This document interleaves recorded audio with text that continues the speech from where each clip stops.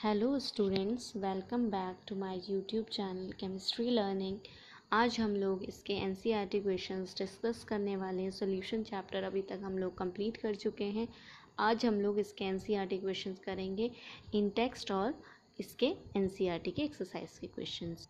तो यहाँ पर सबसे पहला क्वेश्चन है, calculate the mass percentage of benzene and carbon tetrachloride. तो हमारा सॉल्यूशन है जिसमें बेंजीन है और CCl4 प्रेजेंट है। ठीक है, इसमें हमें इसका मास परसेंटेज निकालना है। मास परसेंटेज का फॉर्मूला हमारा था given mass of the component upon given mass of the solution into 100। तो हमें CCl4 और बेंजीन के लिए निकालना है। तो टोटल मास सॉल्यूशन का हम इन दोनों कंपोनेंट्स के मास को ऐड करके निकाल लेंगे। और CCl4 का मास हमें दे रखा है कि carbon tetrachloride CCl4 if 22 gram of benzene. तो बेंजीन का मास है 22 ग्राम। तो ये हो जाएगा for the mass percentage of benzene will be 22/144 into 100। और कार्बन टेट्राक्लोराइड का हो जाएगा 122/144 इंटू 100। तो आप इन दोनों का मास परसेंटेज निकाल लोगे। और एक चीज़ का ध्यान रखिएगा, जो भी आपका मास परसेंटेज आएगा उसका समेशन 100 होना चाहिए। इसके बाद सेकेंड क्वेश्चन आता है, calculate the mole fraction of benzene. हमें यहाँ पे बेंजीन का मोल फ्रैक्शन निकालना है। बेंजीन का मोल फ्रैक्शन निकालना है जिसमें 30% बाय मास कार्बन टेट्राक्लोराइड है। तो यानी कि 30% बाय मास कार्बन टेट्राक्लोराइड है, यानी कि 30 ग्राम ऑफ CCl4 प्रेजेंट है 100 ग्राम ऑफ सॉल्यूशन में। तो सॉल्यूशन हमारा क्या है, बेंजीन प्लस CCl4 से हमारा सॉल्यूशन बना हुआ है। तो हम क्या करेंगे, पहले 30 ग्राम अगर हमारा CCl4 है तो 70 ग्राम हमारी बेंजीन हो जाएगी। 70 प्लस 30 को मिला के 100 ग्राम हमारा सॉल्यूशन हो गया। तो ये हमारा कंपोजिशन हो गया। इसके बाद हम इन दोनों के बेंजीन के और कार्बन टेट्राक्लोराइड के नंबर ऑफ मोल्स कैलकुलेट कर लेंगे by the formula given mass upon molar mass. उसके बाद दोनों के मोल्स निकालने के बाद मोल फ्रैक्शन के फॉर्मूले में इसको रख लेंगे। मोल फ्रैक्शन ऑफ बेंजीन हमें कैलकुलेट करना है। तो मोल फ्रैक्शन ऑफ बेंजीन हो जाएगा हमारा moles of benzene upon total moles in the solution. तो ये वैल्यू आप रख लेंगे जिससे कि आपके मोल फ्रैक्शन कैलकुलेट हो जाएंगे। इसके बाद नेक्स्ट क्वेश्चन है, calculate the molarity of each of the following solutions. हमें कुछ सॉल्यूशंस दे रखे हैं, इसमें हमें इन सॉल्यूशंस की मोलारिटी कैलकुलेट करनी है। जैसे पहला है 30 ग्राम ऑफ CONO3 का होल ट्वाइस 6H2, यानी कि कोबाल्ट नाइट्रेट हेक्साहाइड्रेटेड कितने सॉल्यूशन में, 4.3 लीटर सॉल्यूशन में। तो सबसे पहले यहाँ पर हम क्या करेंगे, इसमें इस कंपोनेंट के जो हमारा सोल्यूट है, इस सोल्यूट के हम नंबर ऑफ मोल्स कैलकुलेट कर लेंगे। नंबर ऑफ मोल्स कैलकुलेट करने के लिए हम क्या करते हैं, गिवन मास 30 ग्राम, मोलर मास हमारा, इसका मोलर मास निकाल लोगे। कोबाल्ट का मोलर मास होता है 58.7, आप 58.5 भी रख सकते हो अप्रॉक्स। तो ये आपका मोलर मास हो जाएगा। ठीक है, मोलर मास यानी कि मास अपॉन मोलर मास रख के उसके मोल्स निकाल लोगे। वॉल्यूम आपको गिवन है, इस वॉल्यूम से आप क्या निकाल लोगे, अपने सॉल्यूशन की मोलारिटी। अब आपका सेकेंड क्वेश्चन है।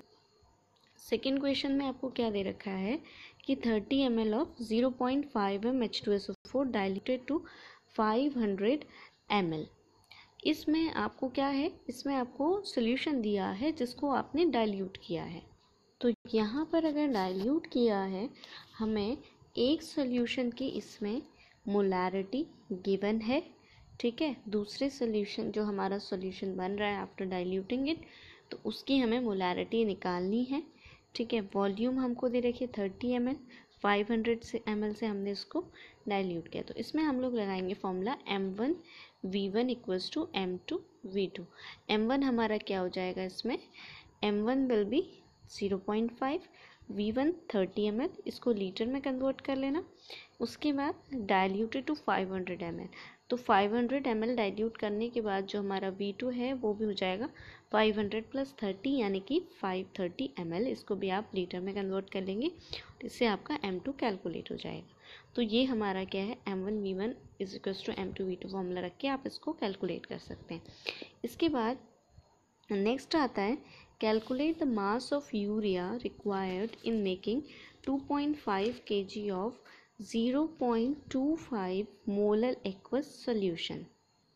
तो इसमें देखो आपको सब कुछ गिवन है, सिर्फ इसमें आपको मास ऑफ यूरिया निकालना है।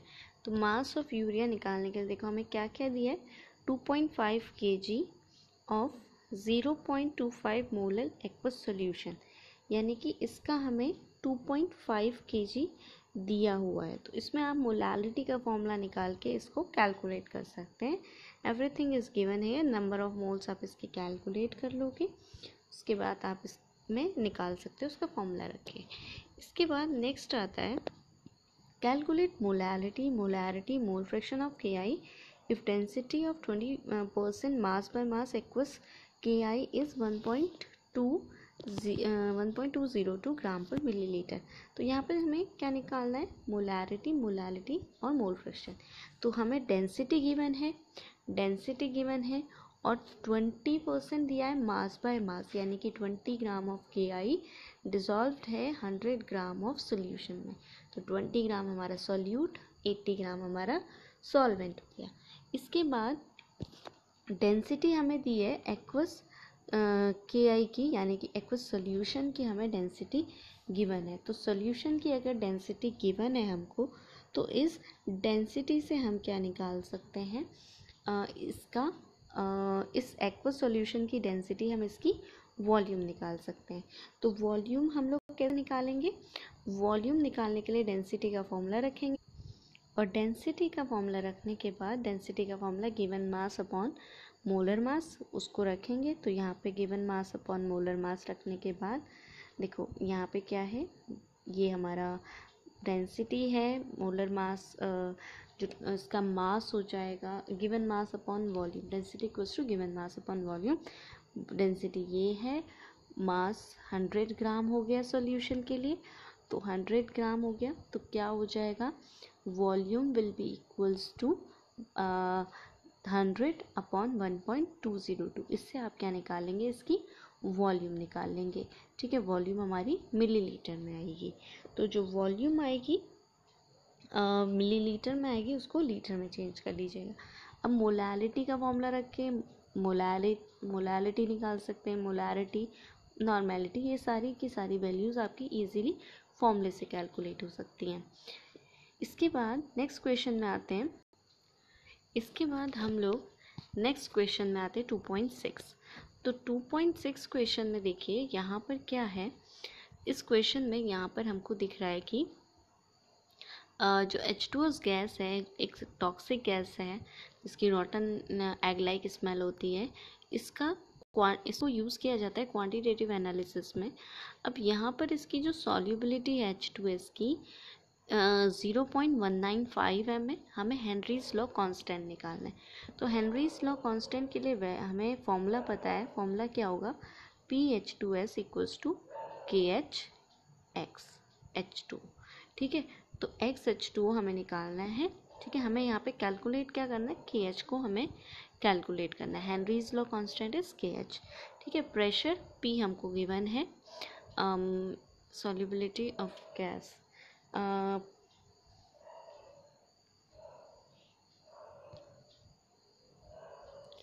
प्रेशर हमारा STP पर 0.987 बार होता है STP पर, 0.987 बार। तो इस वैल्यू को हम रखेंगे प्रेशर की जगह पे। तो ये हमारा क्या आ गया, प्रेशर आ गया।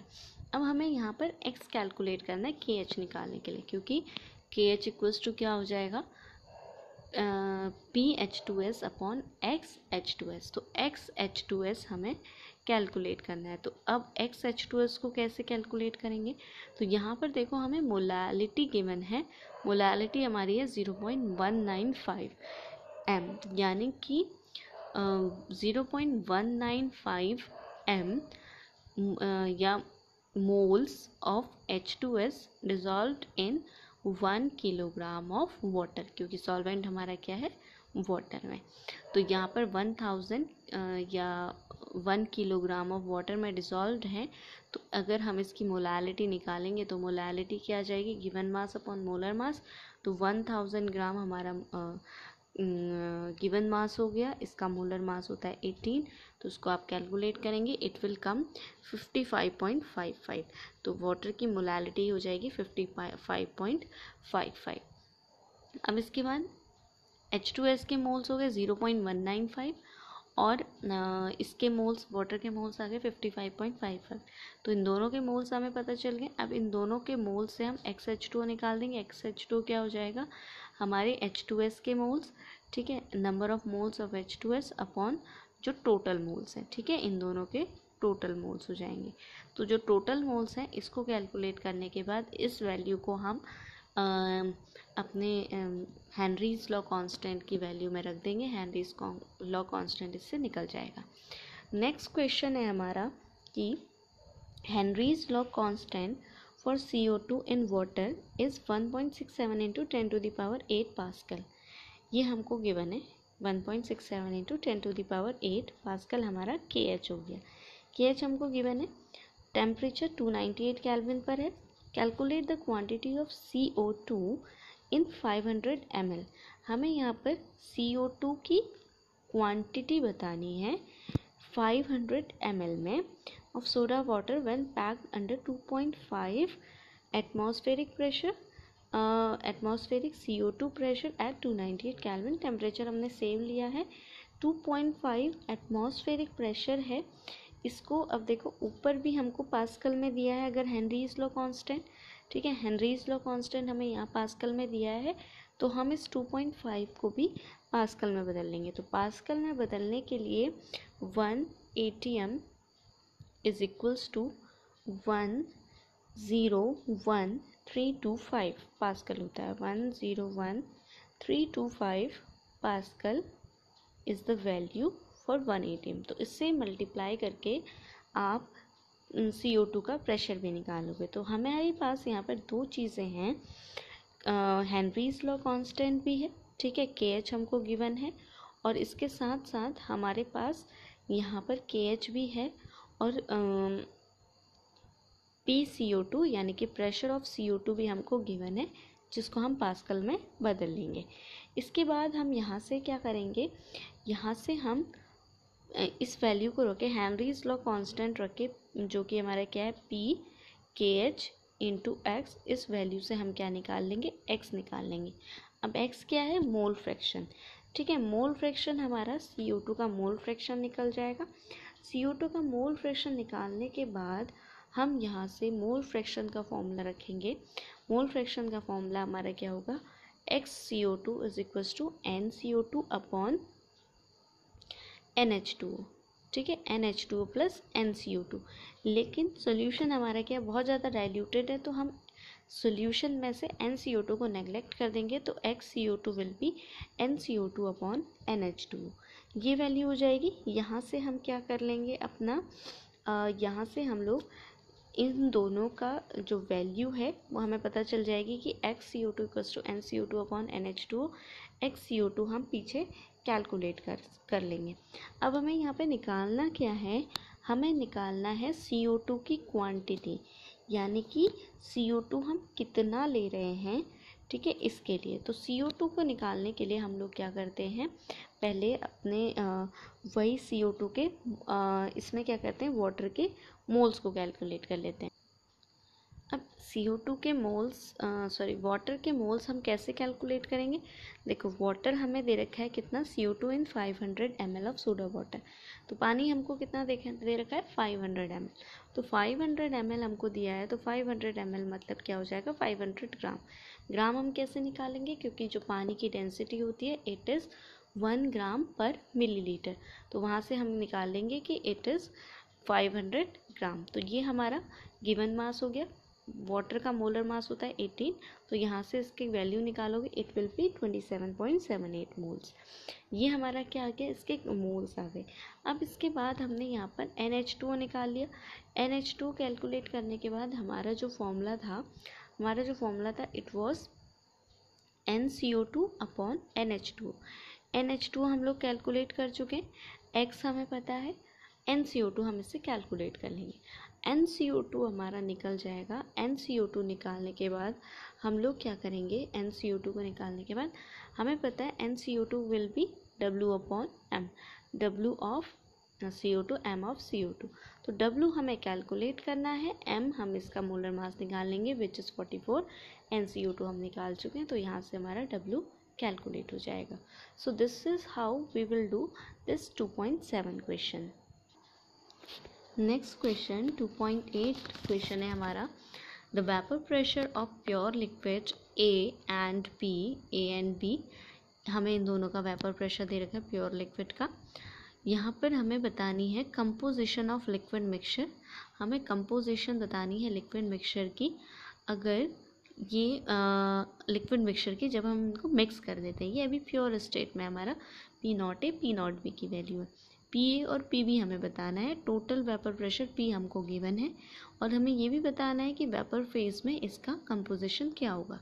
तो सबसे पहले हम लोग क्या करते हैं, यहाँ पर हमें पता है कि जो हमारा राउल्ट्स लॉ है, it is PA equals to XA P0A, ठीक है। ऐसी सेम फॉर PB के लिए भी है, ठीक है। लास्ट में फाइनली हमने जो फॉर्मूला निकाला था, P टोटल इक्वल्स टू हमारा क्या था, P इक्वल्स टू हमारा क्या वैल्यू आई थी, P equals to was PA या PB0 जो भी लिखना चाहें आप, PB0 plus PA0 minus PB0, और इसके बाहर से हमारी जो वैल्यू थी इट वॉज XA, ये वैल्यू आ गई थी, ठीक है। इसके बाद जब ये वैल्यू आई हमारी, तो यहाँ पर हमारी जब ये वैल्यू आती है, इसके बाद हम लोग क्या करते हैं, इसके बाद यहाँ पर ये वैल्यू आई, इसमें यहाँ पर हमारे पास PB भी पता है, हमें PA भी पता है, PA PB सारी वैल्यूज़ हमें पता है। तो हम यहाँ से क्या निकाल लेंगे, P टोटल भी हमको गिवन है,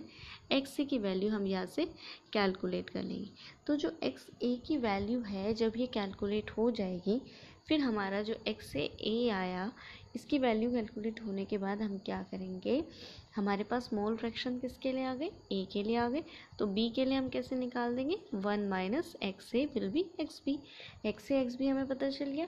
फिर हम इससे PA निकाल लेंगे, PA will be XA P0A, ठीक है। इससे हम PA निकाल लेंगे, P0A हमें पता है, क्वेश्चन में गिवन है, XA हमने कैलकुलेट कर लिया, और इसी तरीके से हम PB भी कैलकुलेट कर लेंगे, ठीक है। इसके बाद हमें क्या निकालना है, वेपर फेज में निकालना है। तो वेपर फेज के लिए हमारे पास फॉर्मूला क्या होता है, PA upon PA plus PB, partial pressure of A upon partial pressure of A plus partial pressure of B। तो यहाँ पर इन दोनों के लिए जब हम पार्शियल प्रेशर निकालते हैं, तो दोनों का पार्शियल प्रेशर रखा, उससे हमारी वैल्यू आ जाएगी। और दूसरे के लिए निकालने के लिए हमारे पास जो मोल फ्रैक्शन है, A के लिए निकालिए, B के लिए निकालने के लिए 1 माइनस कर देंगे हम लोग। इसके बाद next question 2.9, vapour pressure of pure water at 298 kelvin is 23.8, ठीक है। वेपर प्रेशर दे रखा है हमें प्योर वाटर का 23.8, ठीक है, जिसमें हमने क्या किया, 50 ग्राम ऑफ यूरिया डिज़ोल्व करिए हमने 850 ग्राम ऑफ वाटर में।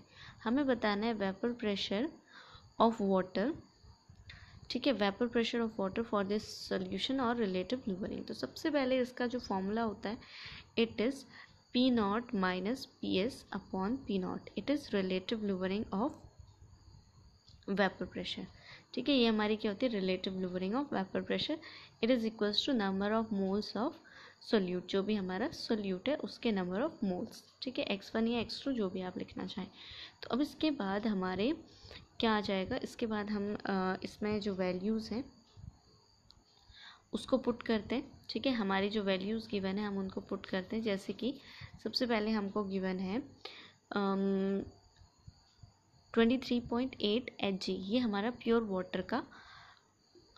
वाटर का वेपर प्रेशर गिवन है, यानी कि हमें P0 गिवन है, ठीक है। इसके बाद 50 ग्राम ऑफ यूरिया, यानी कि हमें 50 ग्राम ऑफ W1 गिवन है, ठीक है। 850 gram of water W2 given है। तो हम यहाँ से दोनों का क्या निकाल लेंगे, दोनों के लिए नंबर ऑफ मोल्स कैलकुलेट कर लेंगे।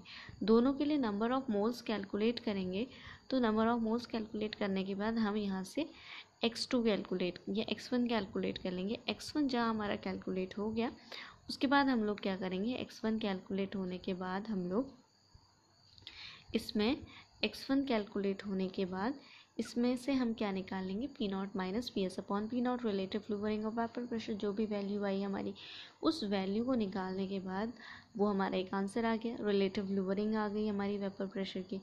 उसके बाद हम लोग क्या करेंगे, रिलेटिव फ्लूवरिंग आने के बाद या रिलेटिव फ्लूवरिंग निकल गई हमारे, इसके बाद हमें वेपर प्रेशर निकालना है वाटर के लिए। तो P naught minus P S upon क्या था हमारा, पी नॉट था। ठीक है, पी एस हमको गिवन है, इससे हम क्या निकालेंगे अपना सॉरी पी नॉट हमको गिवन है, इससे हम क्या निकाल लेंगे यहाँ पर, पी एस की वैल्यू निकालेंगे। ठीक है, तो पी एस हमने निकाल लिया, ये हमारा क्या आंसर हो गया। ठीक है, फिर नेक्स्ट क्वेश्चन हमको दे रखा है। नेक्स्ट क्वेश्चन में हमको boiling point of water at 750 mmHg is 99.63। यहाँ पर हमको बॉइलिंग पॉइंट दिया है 750 mmHg प्रेशर पर। How much sucrose is to be added to 500 gram of water such that it boils at 100 degree Celsius। तो हमें फॉर्मूला पता है, यहाँ पर बॉइलिंग पॉइंट की बात हो रही है तो एलिवेशन इन बॉइलिंग पॉइंट के लिए फॉर्मूला हमें पता है। तो यहाँ पर 99.63 डिग्री सेल्सियस हमें दिया है वाटर के लिए। तो इसमें एलिवेशन हो रहा है बॉइलिंग पॉइंट में, तो हमें पता है कि वाटर का बॉइलिंग पॉइंट होता है 100। तो 100 माइनस इस वैल्यू को रख देंगे 99.63, ये हमारा डेल्टा टी भी निकल गया। उसके बाद W1 हमको गिवन है, 1 is for solvent and 2 is for solute. तो 1 हमको गिवन है, दिस इज़ 500 ग्राम। W2 हमको गिवन है, W2 हमको कैलकुलेट करना है यहाँ पर, हाउ मच शुक्रोज। M2 हम इसका मोलर मास निकाल लेंगे शुक्रोज का फॉर्मूला होता है C6H12O6। ठीक है, तो उसका मोलर मास हम लोग कैलकुलेट कर लेंगे। इसके बाद जो हमें नेक्स्ट चीज़ दे रखी है, KB भी हमको गिवन है। KB गिवन नहीं है, आप लोग टेबल में देख लीजिएगा। वैसे KB की वैल्यू होती है 0.52 केल्विन किलोग्राम पर मोल। ठीक है, यहाँ पर KB की वैल्यू हो गई। इसके बाद सारी वैल्यूज़ को पुट करने के बाद हम यहाँ पर से W1 कैलकुलेट कर लेंगे। ठीक है, M2 हम निकाल लेंगे, W2 गिवन है, W1 गिवन है। यहाँ से हम क्या W1 को कैलकुलेट कर लेंगे, डेल्टा टी भी हमको दिया है, KB भी हमको दिया है। ठीक है, इसी तरीके से हमारा नेक्स्ट क्वेश्चन है। नेक्स्ट क्वेश्चन में हमको क्या दिया है, calculate the mass of ascorbic acid, which is vitamin C, is to be dissolved in 75 gram of acetic acid to lower its melting point। ये lowering in melting point पर base question है हमारा। यहाँ पर देखो हमको क्या दे रखा है, लोअर इट्स मेल्टिंग पॉइंट, यानी कि डेल्टा TF हमको गिवन है। ठीक है, डेल्टा TF हमको दे रखा है।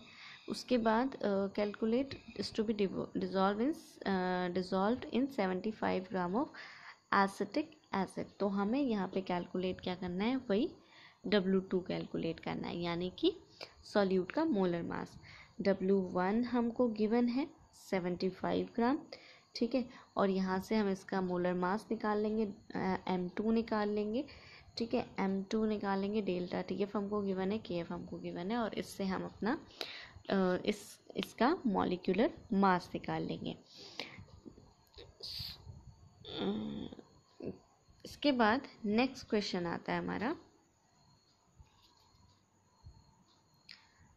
नेक्स्ट क्वेश्चन में हमको दे रखा है, calculate the osmotic pressure in pascals exerted by a solution prepared by dissolving 1 gram of polymer of molar mass 1,85,000 in 450 ml of water।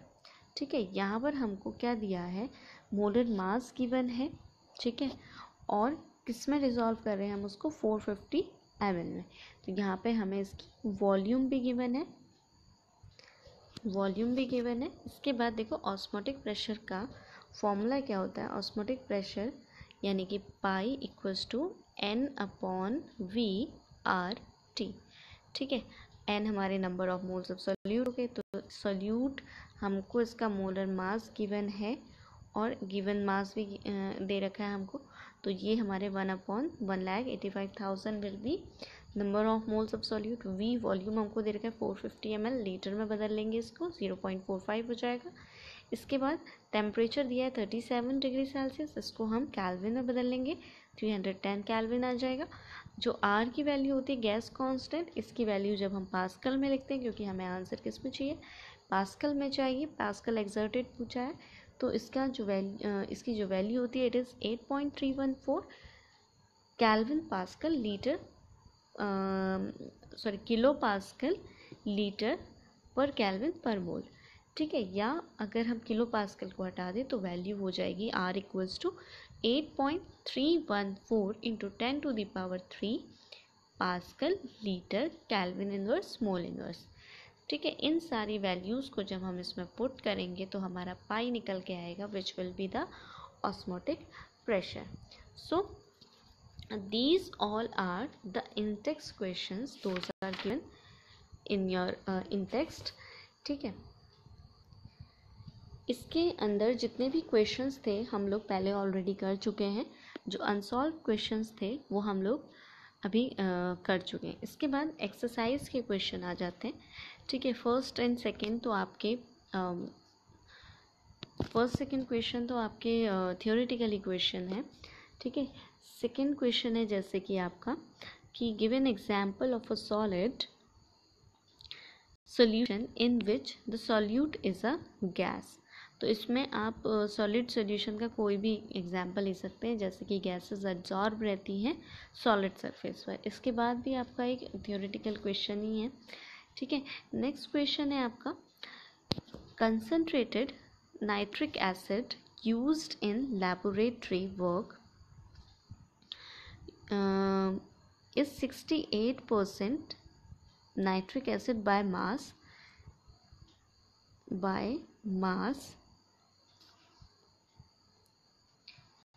in aqueous solution. What should be the molarity of such a sample of the acid if the density of the solution is 1.504 ग्राम पर millilitre. Same type का question हम पीछे कर चुके हैं। Percentage दे रखी है हमको 68%, यानी कि 68 ग्राम नाइट्रिक एसिड डिजॉल्व्ड है हमारा 100 ग्राम ऑफ सोल्यूशन में।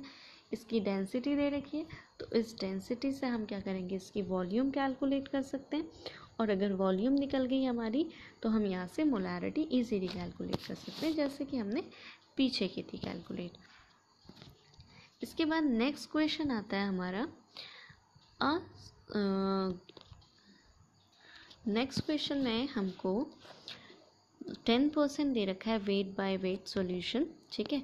यानी कि 10 ग्राम हमारा सोल्यूट हो गया और 100 ग्राम सॉल्यूशन यानी कि 90 ग्राम हमारा सॉल्वेंट हो गया। What would be the molality? Molality simply हम निकाल सकते हैं, ग्लूकोज एंड वाटर है तो ग्लूकोज हमारा सॉल्यूट हो गया, वाटर सॉल्वेंट हो गया।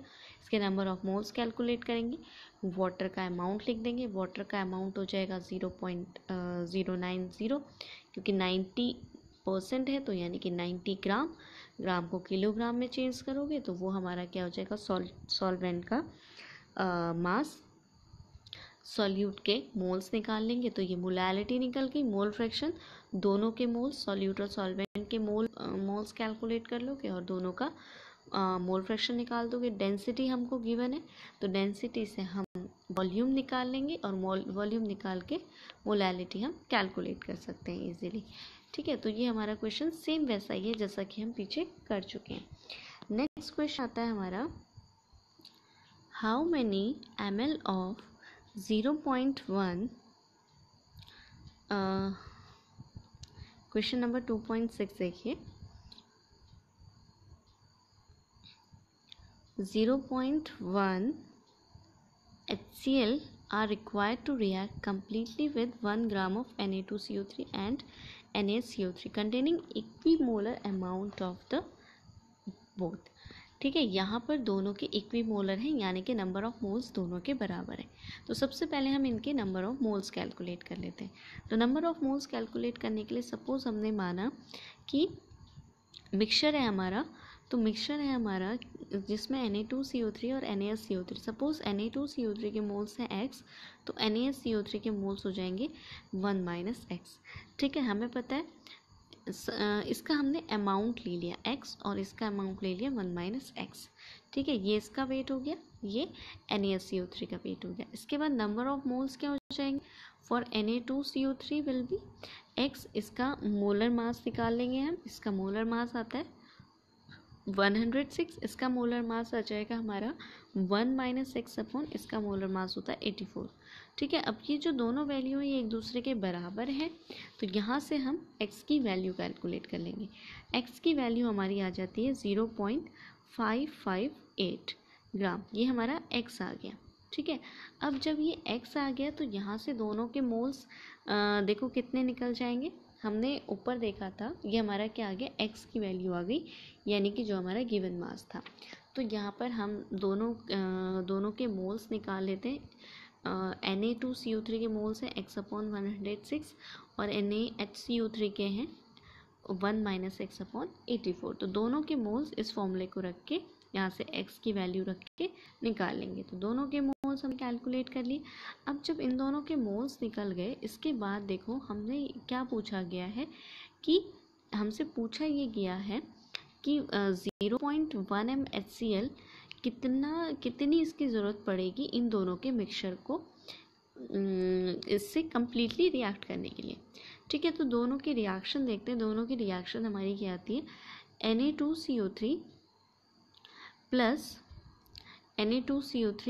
HCl will give NaCl plus H2O plus CO2। जब इसको बैलेंस करते हैं तो 2HCl आ जाता है, but in case of NaHCO3 it is NaHCO3 plus HCl, it will give NaCl plus H2O plus CO2। यहाँ पर 1 मोल HCl का रिएक्ट कर रहा है, यहाँ पे 2 मोल HCl के रिएक्ट करें, तो यानी कि 1 मोल ऑफ Na2CO3, इसका 1 mole of Na2CO3 required HCl कितने हो जाएंगे, 2 मोल्स। तो इसके जो मोल्स आए थे हमारे, जो इसके हमने ऊपर मोल्स कैलकुलेट करे थे, the value for this was 0.00526। तो 0.00526 मोल ऑफ Na2CO3 को हम किससे मल्टीप्लाई कर देंगे, 2 से मल्टीप्लाई कर देंगे, यानी कि इस HCl के हमें कितने मोल्स चाहिए, तो इसके मोल्स मल्टीप्लाइड बाय 2, और सेम इसका तो मोल्स सेम ही आ जाएंगे, जितने इसके मोल्स आए थे उतने ही मोल्स हमें HCl के चाहिए होंगे इससे रिएक्ट करने के लिए। तो दोनों की वैल्यूज़ हमारे पास आ गई। अब हमें टोटल HCl देखो कितना चाहिए, क्योंकि हमें बताना तो टोटल HCl है फाइनली। तो टोटल HCl बताने के लिए जो भी हमारी HCl की वैल्यू यहाँ पर आई उसको हम सम अप कर लेते हैं फॉर Na2CO3 और फॉर NaSCO3। तो दोनों की वैल्यू को सम अप करने के बाद जो हमारी value I, it is 0.01052 moles, यानी कि इतने मोल्स हमें HCl के रिक्वायर है। इसके बाद हमें वॉल्यूम, हमें क्वेश्चन में पूछा है, हमें क्वेश्चन में ये पूछा गया है कि 0.1 m HCl कितना रिएक्ट करेगा। ठीक है, 0.1 m HCl कितना रिएक्ट करेगा, तो यानी कि हम लिखेंगे कि 0.1 मोल्स ऑफ 0.1 m, हमें पता है कि 0.1 m HCl है, इसका मतलब क्या हुआ कि 0.1 mole of 0.1 mole of HCl are present in 1000 millilitre of HCl। इसका मतलब ये हो गया। तो इतने ये जो हमारे ऊपर हमारे ये जो वैल्यू आई है 0.01578, तो इतने मोल्स में हमारा कितना HCl डिजॉल्व हुआ, तो ये वैल्यू क्या हो जाएगी, 0.1 मोल्स प्रेजेंट हैं HCl के 1000 मिलीलीटर में, तो इतने मोल्स कितने HCl में प्रेजेंट होंगे, तो ये इसकी वैल्यू क्या हो जाएगी, इक्वल्स टू, देखो 0.1 मोल 1000 मिलीलीटर में प्रेजेंट है, तो इतने मोल्स हो जाएंगे 1000 upon 0.1 multiplied by this value. So जो हमारा आंसर होगा वही हमारी क्या होगी, HCl की टोटल अमाउंट आ जाएगी, जो कि इस NaHCO3 और Na2CO3 से रिएक्ट कर रही है। नेक्स्ट क्वेश्चन हमको गिवन है जिसमें हमसे पूछा गया है एक सॉल्यूशन ऑब्टेन होता है by mixing 300 gram of 25% solution and 400 gram of 40% solution by mass. ठीक है, ये दोनों हमारी क्या है, मास है। तो हमें इसमें मास परसेंटेज निकालना है रिजल्टिंग सॉल्यूशन का। ठीक है, रिजल्टिंग सॉल्यूशन का मास निकालना है। तो यहाँ पे 300 ग्राम हम किसका ले रहे हैं, 25% सॉल्यूशन का, और 400 ग्राम हम किसका ले रहे हैं, 40% सॉल्यूशन का। ठीक है, तो 300 ग्राम ऑफ 25% मतलब कितने ग्राम हो गया, 75 ग्राम, और 400 ग्राम और 40% मतलब कितना हो गया, 160 ग्राम। जब आप इसका परसेंटेज निकालोगे तो टोटल वॉल्यूम कितना आ जाएगा, इन दोनों को ऐडअप कर लोगे, 75 + 160। ठीक है, तो ये आपका क्या हो गया, इतने आपके सॉल्यूट हो गए। ठीक है, ये आपके क्या आ गए, सॉल्यूट आ गए। टोटल सॉल्यूशन जो इसका अमाउंट है 300 + 400। उसके बाद इन दोनों के लिए आप क्या निकाल दोगे, मास परसेंट निकाल दोगे। ठीक है, यहाँ पर देखो 300 ग्राम ऑफ 25% लिया है, तो इसका 25% निकाल लोगे, 25% ऑफ 300। ठीक है, ऐसे ही इसका 40% निकाल दोगे, 40% ऑफ 400। ठीक है, इन दोनों का परसेंटेज निकाल लोगे, जो भी अमाउंट आएगा वो हमारा क्या हो जाएगा, सोल्यूट। तो सोल्यूट हमारा आ गया इसमें 235। इन दोनों को ऐड ऑन कर लोगे, 235 और 235 इसमें हमारा सोल्यूट है। टोटल सोल्यूशन कितना है, 300 + 400, तो यानी कि टोटल हो गया हमारा 700। ठीक है, मास परसेंटेज निकालना है सोल्यूशन का, तो इनटू 100 कर दोगे, तो 100 करके ये हमारा क्या आ जाएगा, मास परसेंट ऑफ द सोल्यूट। ठीक है, सोल्यूट का आ गया।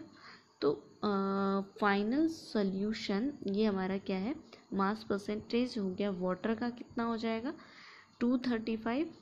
700 में से 235 को माइनस कर दोगे, वो हमारा किसका मास आ जाएगा, the mass will be of water. तो वो वैल्यू रख के, ठीक है, वो वैल्यू रख के तुम क्या निकाल लोगे, इसका मास परसेंटेज। ठीक है, so this is about the question number 2.7। अब नेक्स्ट क्वेश्चन देखते हैं हम। नेक्स्ट क्वेश्चन में हमसे पूछा गया है एक एंटी फ्रीज सॉल्यूशन है जिसको हम प्रिपेयर करते हैं from 222.6 gram of ethylene glycol and 200 gram of water से बना रहे हैं। तो हमें इसकी मोलारिटी बतानी है सॉल्यूशन की, हमें डेंसिटी दे रखी है, what shall be the molarity of the solution. तो इसकी जो मोलारिटी है वो क्या होनी चाहिए। तो यहाँ पर हमको दोनों का मास दे रखा है। ठीक है, इथाइलिन ग्लाइकॉल का भी और वाटर का भी, दोनों का मास हमको गिवन है। तो यहाँ से हम इसकी मोलारिटी निकाल लेंगे। ठीक है, इथाइलिन ग्लाइकॉल के मोल्स कैलकुलेट कर लेंगे अपॉन वाटर का मास, ग्राम में या किलोग्राम में चेंज कर लेंगे। मोलारिटी निकालने के लिए हमें क्या चाहिए, वॉल्यूम चाहिए, तो डेंसिटी गिवन है हमको, डेंसिटी गिवन है, वॉल्यूम हमें पता है। वॉल्यूम कैसे निकालेंगे, फ्रॉम द मास। मास कैसे निकालेंगे, इन दोनों चीज़ों को, इथाइलिन ग्लाइकॉल और वाटर के मास को ऐड कर देंगे। इन दोनों के मास को ऐड करने के बाद ये हमारा मास आ गया, इससे वॉल्यूम निकालेंगे, वॉल्यूम निकल गई, इसके बाद हम इसकी मोलारिटी कैलकुलेट करेंगे। नेक्स्ट क्वेश्चन आता है, a sample of drinking water was found to be severely contaminated with chloroform suppose to be carcinogen. Carcinogens वो कंपाउंड होते हैं जो कैंसर कॉज करते हैं। The level of contamination was 15 ppm by mass, express this in percent by mass. तो 15 ppm का मतलब होता है 15 पार्ट्स इन मिलियन। ठीक है, 15 मिलियन मतलब 15 पार्ट्स इन मिलियन, यानी कि 10 टू द पावर, ठीक है, by mass in the solution. तो परसेंटेज बाय मास निकालने के लिए देखो हमें क्या पता है कि ये हमारा ppm में दिया है, तो हम इसको मास परसेंटेज में निकालेंगे तो उसको इनटू 100 करना पड़ेगा, और जितने में ये है उससे डिवाइड कर देंगे, यानी कि मिलियन में है तो 1 मिलियन से डिवाइड, 100 से इनटू, तो उससे क्या निकल जाएगा, परसेंटेज बाय मास। ठीक है, दूसरा है determination the molality of chloroform in water sample. Molality के लिए number of moles of solute. ठीक है, तो इसके नंबर ऑफ मोल्स कितने हैं हमारे, तो मोल्स निकालने के लिए गिवन मास कितना है 15 ग्राम। ठीक है, इसका मोलर मास निकालेंगे, मोलर मास, तो इससे नंबर ऑफ मोल्स। ठीक है, और हमारा सॉल्वेंट का मास कितना दे रखा है हमको, 10⁻⁶। ठीक है, 10⁻⁶ ग्राम, इसको किलोग्राम में चेंज कर लेंगे जिससे कि हमारी मोलालिटी कैलकुलेट हो जाएगी। ठीक है, फिर इसके बाद आ जाता है next question 2.10, what role does the molecular interaction play in a solution of alcohol and water. तो वाटर और अल्कोहल, तो वाटर मॉलिक्यूल्स के बीच में आपस में हाइड्रोजन बॉन्डिंग होती है और अल्कोहल्स के मॉलिक्यूल के बीच में भी हाइड्रोजन बॉन्डिंग होती है। तो इनकी अपनी अपनी हाइड्रोजन बॉन्डिंग प्रेजेंट है, लेकिन जब हम इन दोनों को आपस में मिला देंगे तो इन दोनों को आपस में मिलाने से इनके बीच में जो अट्रैक्शन होगा वो वीक हो जाएगा, और अगर इंट्रैक्शन वीक हो गया तो ये आइडियल बिहेवियर से पॉजिटिव रेडिएशन दिखाएंगे। पॉजिटिव रेडिएशन दिखाने से क्या होगा, इनकी जो वेपर प्रेशर है वो बढ़ जाएगा, और वेपर प्रेशर बढ़ेगा तो बॉइलिंग पॉइंट कम हो जाएगा। इंट्रैक्शन वीक होने से क्या होगा, इंट्रैक्शन वीक होने से वेपर्स इजीली बन जाएंगी, इजीली बनेंगी तो नंबर ऑफ वेपर्स इंक्रीज हो जाएगा। ठीक है, हमें कम टेम्परेचर देना पड़ेगा तो बॉइलिंग पॉइंट डिक्रीज हो जाएगा। वेपर्स बढ़ रही हैं तो वेपर प्रेशर इंक्रीज हो जाएगा। तो अगर बॉइलिंग पॉइंट बढ़ रहा है, बॉइलिंग पॉइंट घट रहा है, तो इसमें क्या हो जाएगा, बॉइलिंग पॉइंट घटेगा। ठीक है, so this is about this solution. Next question हम लोग नेक्स्ट वीडियो में डिस्कस करेंगे। So thank you student, take care of yours.